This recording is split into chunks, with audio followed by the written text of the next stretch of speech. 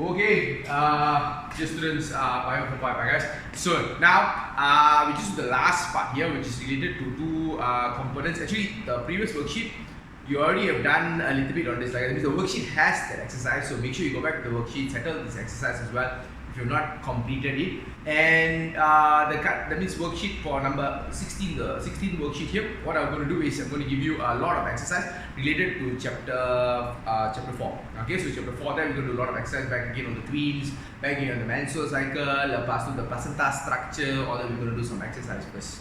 Okay, boleh guys, can So now let's conclude this. The last part here is causes of infertility. What is infertility? That means kemandulan, like guys, cannot celebrate Father's Day or Mother's Day. Okay, that means got no ability to produce offspring. Put it in another way. Okay, so first we must be clear what are the reasons, what are the possible reasons for infertility. Number one is blockage in the sperm duct or fallopian tube. Sperm duct, also known as the vas deferens. Jangan lupa ni sperm duct juga dikenali sebagai vas deferens. So from the testis, the sperm duct here, let's say got blockage. So when got blockage, the sperms cannot be brought towards the penis here, so cannot be brought to the penis here. Thus, the male cannot have offspring, there because of this blockage there. Sometimes can be born with that blockage, sometimes it can be because of maybe growth that occurs, a tumor that forms inside the sperm duct. So the sperms cannot be transported out. Okay, same thing guys, same thing. For the fallopian tube, let's say it got blockage here, or even maybe let's just say the individual is born with a narrow fallopian tube there. So the sperms start the journey here but cannot reach the destination. Why cannot reach the destination there? Because the fallopian tube is blocked. So it can be either the sperm duct block, fallopian tube block. The sperm duct block means sperm cannot come out. Fallopian tube block means the sperms cannot reach the ovum. Okay, then low sperm count. Okay, a certain amount of sperm count, few millions, about 150 million sperms must be released at each ejaculation. So if a male releases less sperm, the chances of the sperm reaching the fallopian tube to fertilize the ovum there becomes lesser. Okay, or it can be this guys, the sperm there is a weak sperm, maybe katakan tail too short, or let's just say got two tails for a sperm, not a good thing. Why? Because the sperm will keep spinning around, won't be going anywhere. We got two legs, good for us, like guys, it's human being, but sperm got two tails means they will basically not be able to move. It will inhibit its mobility there. Okay, so low sperm is a problem, weak sperm is a problem. The neck region there got mitochondria. The mitochondria may be lesser amount of mitochondria, that's got less energy, tak cukup power to reach its destination there. So can be a reason as well there. Alright, then hormonal imbalance guys. Hormonal imbalance can happen both. I put the male and female there to tell you that. Hormone for instance for male there will be testosterone. So got either testosterone imbalance, lack of testosterone there. So when you lack of testosterone, the sperm production becomes lesser. Actually, it's not only testosterone, it can be related to other hormones as well. Like I said, contohnya FSH, follicle stimulating hormone, then testosterone, so a few other hormones as well. But the idea is, if there is problem with the hormonal secretion there, then the sperm production will be lesser. Okay, or cannot be, there is totally infertile, that means there is no sperm production at all. Alright, then for females there, the hormones that are important, which is estrogen and progesterone. So estrogen stimulates ovulation. Ovulation happens because of estrogen. High amounts of estrogen is present, then only ovulation can occur. Ovulation occurs because of that. Okay? Progesterone here is important for implantation. Baby goes, implants in the endometrium lining, uterus lining must grow. Okay? So if got lack of progesterone, implantation doesn't occur. If got lack of estrogen, ovulation does not occur. So all these can be problems related to hormones. Okay, guys. Then irregular menstrual cycle. Irregular menstrual cycle actually boleh kaitkan kepada hormones as well. Irregular in the sense that normal cycle will be a 28-day cycle. Menstrual cycle will be about 28-day cycle. But human beings, we are not robots. Like guys, not necessarily must happen exactly 28 days, Sometimes can be bit more longer, contohnya can be 30 days ke, 31 days ke, even 35 days ke, or even faster as well. That one all actually depends on maybe stress, medication taken in there and all that. So can cause the irregularity of the menstrual cycle. But if it's like a long-term thing, like let's say for just 3 months once that the menstrual cycle occurs, ataupun it doesn't occur in a very always irregular for maybe no steady reasons, then memang boleh kaitkan dengan hormonal imbalance and it will be a problem, I guess, because when there is menstrual cycle, the whole cycle happens, then there is ovulation. If there is ovulation, then only can have fertilization. If got fertilization, then only got implantation. So if the menstrual cycle is disrupted, the whole process there will be disrupted. Okay, then importance. What is importance here? Penis is not made up of bones, guys. Penis got no such thing as bone, no such thing as penile bone ke apa dan sebagainya. So penis is a sexual organ that must erect because of hormones and blood rushing into the tissue, the spongy tissue there, causing the penis to erect. So only when the penis erects, then you can carry the sperm into the vagina and then bring the sperm can actually swim into the fallopian tube. So but if the penis is unable to erect, cannot stand, cannot erect, and cannot carry the sperm into the vagina. So that's another cause of infertility in males. This one will be specifically for the males. Weak uterus lining, implantation doesn't occur. Everything got ovulation, got fertilization, but when the baby is supposed to come and implant here, supposed to grow in the uterus region here, implantation cannot occur because the endometrial lining is weak. A few months for implantation, baby grows, dan selepas tu it fails. Miscarriage occurs. Naturally miscarriage occurs. Can also this one also you can kaitkan kepada hormones, or maybe it's not because of the hormones, the lining itself, the blood vessels itself, the tissue there, the muscular tissues, the epithelial tissues there itself cannot withstand the implantation. Boleh guys, clear on this? So these are all the causes of infertility, ways to overcome infertility. Let's look at one by one, guys. The first one here is IVF. IVF stands for in vitro fertilization.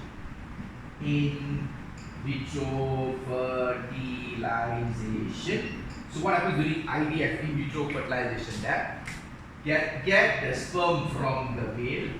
Obtain sperm from the male. Naturally male can make the sperm come out through masturbation. So obtain the sperm from the male there. Lepas tu the ovum from the female, sperm and ovum from male and female there. Then put it into a test tube, petri dish test tube there. Let fusion of the sperm and ovum occur.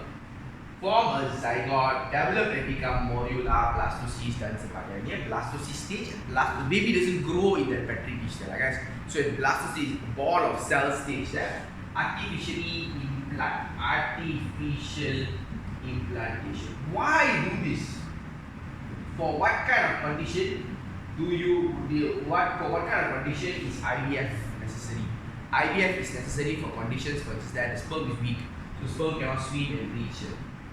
So the sperm and ovum cannot be fused naturally. So you bring the sperm and ovum, let them meet there at the test tube there, at the petri dish there, in a lab environment, proper temperature, proper pH. After they fuse, then take an implant here, then the baby grows. That's IVF. Another term, common man's term for IVF is test tube baby. It's known as the test tube baby. Guys, hopefully it helps you clarify this part. What is artificial insemination? Sperms too weak. Sperms cannot swim and go up. So what happens is, in a syringe, there is a long tube. Just imagine like a syringe, normally injection syringe kan. Yang ni lagi panjang sikit, tube tu bring male sperm. So doctor will track the ovulation timing. When it's ovulating, when the woman is ovulating, what happens is, inject the sperm into directly. This is the tube here, right? The tube here of the syringe here will come in, will reach here. So the sperms can be directly brought to the destination. That means directly comes into the fallopian tube. So when it directly comes to the fallopian tube, there's higher chances it will get fertilized. So fertilization can occur better, faster. Boleh guys, clear on this? So this is artificial insemination. What is sperm bank? Sperm bank is used in condition and heart, guys. So we've done now. So sperm bank is used in a condition when there is contohnya the male memang got no sperms, memang no sperms at all there, or very low, chances of fertilizing becomes like almost nil there. So what happens is the couple here, this couple here, the male and the female, okay, the male and the female here. What they do is they go to a sperm bank and then they buy sperm or they obtain sperm. Okay, so the female here has got ovum, she's got ovum, the husband, wife, wife has got ovum as usual, sperm from another individual, a donor, a person who's already going to donated the sperm, that the sperm bank, obtain the sperm, then fuse the ovum and the sperm through IVF, then artificial implantation into this thing. So the husband and wife, this baby that they're going to produce later on here, whose baby is this? Mother's baby, the woman's baby, but not his. He has no sperm there or very weak sperm there, cannot fertilize that. So a donor. Okay, of course this couple will choose a donor that is more to their characteristics, guys. Okay, so that's how a sperm bank works. Okay, that means this is for a guy who, a couple therefore just there, a guy that doesn't have enough sperm or doesn't have sperm at all, kering tuntang there, so they can choose this option where they actually can go and get sperm from the sperm bank. Okay, hopefully this helps you guys clear on this. Lepas tu, and also this term artificial implantation. Artificial implantation means implant artificially. Artificial insemination means bring the sperm direct to the destination, so easy for fertilization to occur. Right? Then surrogate mother. Surrogate mother is how, guys. Look at this here. Let's use the same area here. Okay, so you need to, you can rewind back and check back this thing again. So here, the surrogate mother works like this, guys. Husband, wife. Okay, husband and wife. But the problem is the wife has a weak uterus. So implantation occurs, miscarriage. Implantation occurs, miscarriage. So what happens is a third individual comes in. This will be the surrogate mother. This will be the surrogate mother. This is the surrogate mother. So what is the job of the surrogate mother here? Sperm, ovum becomes the, okay, so it goes to this embryo part here, guys. So embryo artificially implant, artificial implantation into this woman. Then this woman gives birth to a baby. Whose baby is this baby? This baby is this couple's baby, husband and wife's baby. Surrogate mother was just a place for the baby to grow. Okay, so got no genetics. She doesn't have give any genetics. Surrogate mother doesn't give any genetics to this baby. There, she's just a place for the baby to develop and grow, and she'll give back the baby. Okay, of course this one you can say. Then how the mother feels emotionally attached to baby. Yes. All this will happen. That's why there's certain laws and everything related country to country there that allows it, does not allow it, or hush it happens. Okay, because why? It memang is an entanglement. So like certain countries, for instance, if you want to go through this, you must the surrogate mother and the couple must actually have an agreement. Surrogate mother will say, okay, yes, after I deliver the baby, I'll give the baby back to this couple. Okay, if not, it creates a lot of complications. Like guys, biologically, genetically speaking, this child is yes. She was a place for the baby to grow. So her uterus was used for the baby to actually develop and become that. Okay, can I guys see that? Then hormone therapy. Hormone therapy is straightforward. Like guys, hormone therapy is example if you got lack of testosterone, then get testosterone hormone, lack of estrogen hormone, lack of progesterone, then tambah the progesterone hormone. Okay. But anyway, this one is monitored by a doctor who knows how much hormones must be given, when to give the hormones. It's not simply just go and inject hormones like that. Okay, so that's hormone therapy. Hormone therapy is what, guys? Hormone therapy right down here is one more function that we give you, one more ways to overcome we give you. It's surgery. This one, the first point I told you was there is blockage in the sperm duct and then the fallopian tube. So if there's blockage, use surgery to remove the blockage. So these are the ways to overcome infertility. Just now that we did all the causes of infertility, these are the ways to overcome infertility. Hopefully it gives you an idea, a better picture related to these parts. Okay, then one more thing today I want to settle is what, guys, is these parts contraceptive methods. The contraceptive methods. The contraceptive methods are for couples who want to maybe have what is also known as family planning. That means they maybe already have a few children, or they had one child, they want to leave a gap between the child before they have another child. So that is contraceptive method. Okay, the most contraceptive method, even the World Health Organization recommends this method, is by using a condom. Guys. So condom is a rubber placed on the, this will be a condom there. So condom is a rubber placed on the penis. So the sperm that is ejaculated gets trapped here, cannot come out. So one good thing about condom is what, guys, it also prevents STDs, sexually transmitted diseases that can be prevented as well, compared to other methods using pills, implants, and so on. This one, if let's say the male has got any kind of diseases, or the female has got any kind of sexually transmitted disease like HIV, hepatitis, and so on, it does not get transmitted because the rubber becomes like a block, like a barrier that prevents the pathogens, the virus, from getting transmitted.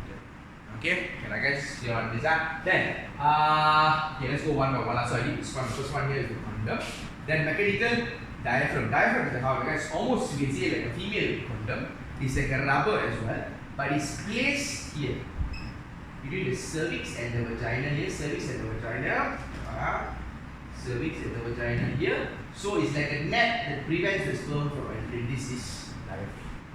Okay, so condom diaphragms are the most common, especially condom is the most commonly used contraceptive method, easily available and also recommended by the World Health Organization. Why? Because it also prevents STDs. Not only prevents from couple from conceiving or having a child there, but also prevents sexually transmitted diseases as well.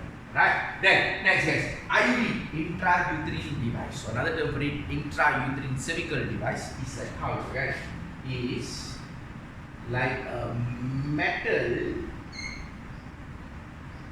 that is placed inside here. This one is the only method that prevents implantation. Doesn't let implantation occur. So what happens is, sperm can go in. Don't think it really blocks completely. Sperm can still travel through. So sperm travel through for fusion, let's say, with the ovum here, but implantation cannot occur. Why? No. The IUD, intrauterine device, there is irritating the uterus lining. So it irritates uterus lining, implantation doesn't occur. Okay, it irritates, eventually the uterus lining that breaks down, or implantation doesn't occur properly there. So it prevents implantation from occurring. That's the idea of the IUD, or also known as intrauterine cervical device, IUCD or IU.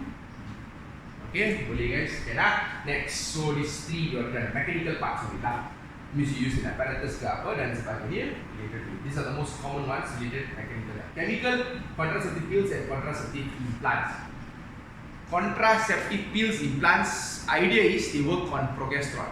Progesterone will suppress FSH, follicle stimulating hormone. If got no FSH, there is no development of follicles, thus there is no ovulation that occurs there. So you use hormone progesterone to suppress hormone FSH, so there is no estrogen, there is no ovulation.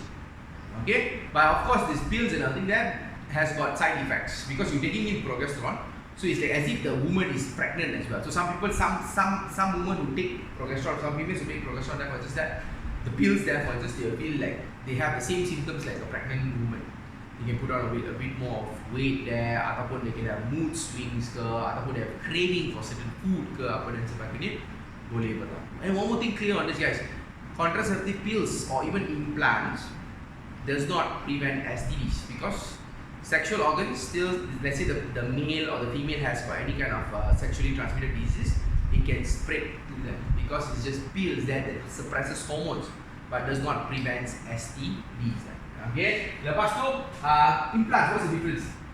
Implants under the skin, there will be a small implant. That implant will continue to secrete hormone progesterone. Pills means you makan every time to get the hormone to prevent ovulation. Okay, but this one got implant means implant will last longer. So you don't have to worry about taking pills on time, forgetting to take pills ke apa, takkan berlaku.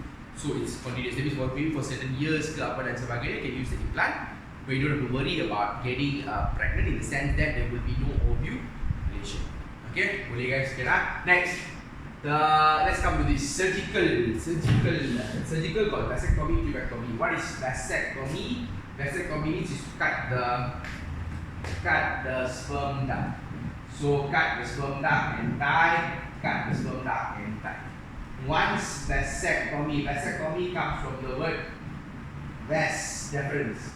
What is vas deferens? The sperm duct. So cut and tie the sperm duct. Once cut and tie the sperm duct, here sperm will still be produced. The body will still produce sperm there, but the sperm cannot come out. So eventually, whatever sperm that is trapped inside here will die lah. Body will produce an enzyme there or hormones there to actually destroy all the excessive sperm that is vasectomy. What's tubectomy? Cut and tie the fallopian tube. Cut and tie, surgically cut and tie the fallopian tube, so the sperm does not reach the ovum. Okay, so couple, husband and wife, one of them do this enough lah. Either the wife gets a tubectomy or ligation, and the male, or if not, the husband gets a vasectomy, cutting the sperm duct. So surgery, you can say, is like a permanent method of contraception, because once you cut and tie, what happens is tubes. These are tubes, right? So inside here will start to have growth of new cells. Very hard to reverse it back. Not really, you cannot reverse back, depending on the time and on the date. Very hard to reverse back. This one is decision made. Okay, memang okay, got enough children already. So and I don't want to use any other contraceptive methods like pills or condoms dan sebagainya. So permanently cut and tie the sperm duct. Okay, guys, that's vasectomy. Withdrawal method, male will know when his sperm is going to come out. So before the sperm comes out, he faster takes out the penis from the vagina. So the sperm does not go in, does not swim, does not reach the fallopian tube. That is withdrawal method. That means the penis is removed from the vagina before ejaculation occurs. Okay. A rhythm method is following the menstrual cycle. So during the menstrual cycle, the lebih kurang about 5 days there, from day 13 to day 17, day 13 to day 18 there, for instance, is the fertile period. So this one is simple, guys. This one is avoid sexual intercourse during fertile period. So during the fertile period, sexual intercourse is avoided. Okay. So other times during the repair or pre-menstruation time, there sexual intercourse can be allowed. During menstruation time itself, sexual intercourse is not advisable in the sense that there is a lot of there is breakdown of blood vessels and all of that. So you won't be uncomfortable. It will be uncomfortable for the female as well as for the male there as well. Okay, but anyway, the thing is, what is rhythm method there is to avoid sexual intercourse during the fertile phase. That means when the woman is having an ovulation, which she goes through the cycle, the previous parts that we did during the menstrual cycle part there, so she avoids sexual intercourse. Okay, hopefully this helps you guys. We got the last part of this chapter. Before we go, not the last part, sorry, is the last part for the human reproduction. After this, we still got a plant reproductive structures and all. So, but anyway, for the human part, this is the last one, and next is contraceptive methods, and also the contraceptive methods, and just out the infertility reasons and the ways to overcome infertility. Okay, boleh guys. So that's all. Please finish up your worksheet properly. Jangan lupa the one there, previous worksheet, and then this week's worksheet number 16, worksheet number 15. Make sure it's done there. So at least you've completed properly until the human reproductive structure. That's all, guys. Take care. Bye.